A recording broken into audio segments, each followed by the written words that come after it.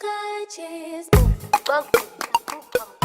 a long time she was forgotten, and I think former President Thabo Mbeki mentioned her in opening the Cape Town Convention Centre in 2003, where he spoke of Maria and her children and how they came to this country in chains, overcame amazing odds, and epitomized the role models we need today in rebuilding our continent.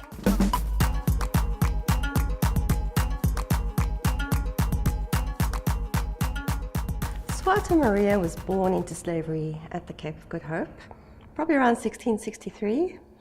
Her parents were brought to the Cape in 1658 as slaves from West Africa. Her father was Evert, her mother was Anna. Anna came from Guinea. Zwarte Maria Evert was growing up in a very topsy-turvy world where she was moving about quite often. She and her mother were sold 3 times before she was 8. At the age of 8 is when her father bought her and her mother's freedom. Maria obviously learned a lot about growing vegetables, growing crops. Her father probably grew wheat because that was one of the major requirements of the Dutch East India Company, and they certainly had vines planted too, so she would have known a little bit about wine growing.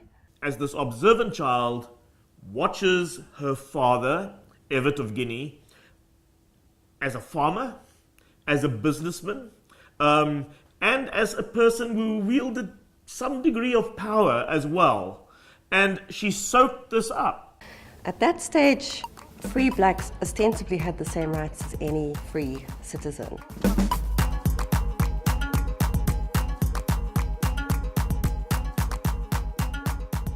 And somehow, because history is quite silent on this, somehow she built up quite a fortune. Now her coming to own Camps Bay was almost the last thing that she did in her life, because it was in the final year of her life. She owned 2 farms on the west coast, title deed. By the time of Maria's death in 1713, during the smallpox epidemic, she was one of the wealthiest landowners of the Cape, and she did that in her own right, in her own name. Zwarte Maria can be seen as the mother of Constantia because both of her children ended up living here. Her son Johannes, he was the guy who really took over from Simon van der Stel in making wine. So in the 1730s, Johannes Colleen, son of Zwarte Maria, and Johanna Colleen lived and worked these farms. The early slaves built the city. They built the farms, they built the infrastructure, they were the craftsmen, they were also the teachers. The first schools were in the slave lodge. They had so many talents. And Zwarte Maria Evert, she is manifest of this ability to rise against the odds. Not just rise, but excel, to become so powerful a personality that history remembers you.